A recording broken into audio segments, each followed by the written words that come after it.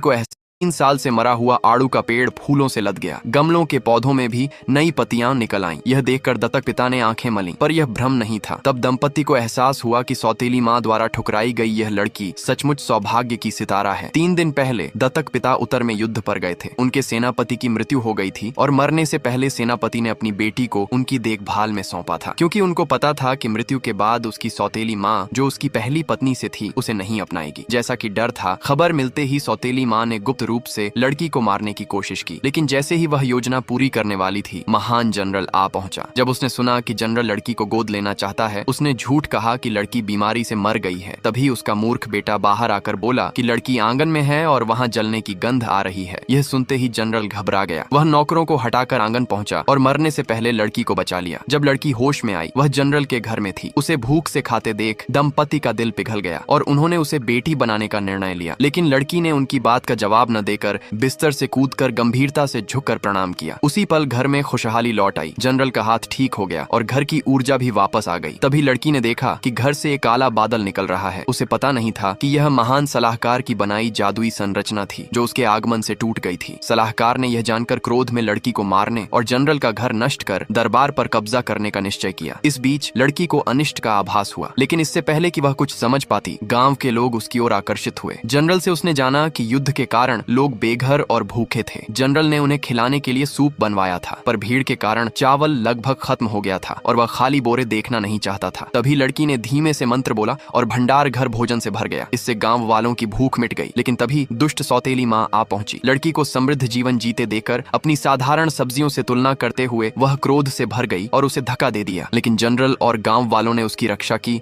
और वह असफल रही। फिर भी उसके मन में द्वेष गहरा हो गया। अगले दिन लड़की और दत्तक माँ पहाड़ पर जड़ी बूटियां लेने गईं। उस आपदा वर्ष में सुबह भर खोजने पर भी कुछ नहीं मिला। दत्तक माँ दुखी हुई। तभी उन पर शहद की बूंद गिरी। उन्हें लगा यह लड़की के सौभाग्य का असर है। उस रात उन्होंने शहद उबालकर गांव वालों को बांट दिया। लेकिन रात में ही गांव वाले एक अजीब बीमारी से पीड़ित हो गए। जनरल ने महल को आपात पत्र लिखना चाहा, पर अचानक खून उगलकर बेहोश हो गए। डॉक्टर ने बताया कि वे और गांव वाले शक्तिशाली जहर के शिकार हैं। केवल 1000 साल पुराना आध्यात्मिक मशरूम ही उन्हें बचा सकता है। ये सुनकर जनरल की पत्नी दुविधा में पड़ गई, क्योंकि मशरूम मिलना लगभग असंभव था और महल में केवल अंगूठे के बराबर टुकड़ा था। डॉक्टर ने बस बीमारी को धीमा करने की दवा दी और चेतावनी दी कि 5 दिन में एंटीडोट न मिलने पर स्थिति बहुत गंभीर हो जाएगी। लड़की इस बात से बहुत दुखी हुई। उसने रात भर जनरल के लिए दवा बनाई और कई चिकित्सा पुस्तकें पढ़ी। जड़ी बूटियां काटते समय उसने अपनी उंगली काट ली और दर्द में चीख उठी। लेकिन तभी जमीन पर गिरी उसकी खून की बूंद 1000 साल पुराने आध्यात्मिक मशरूम में बदल गई।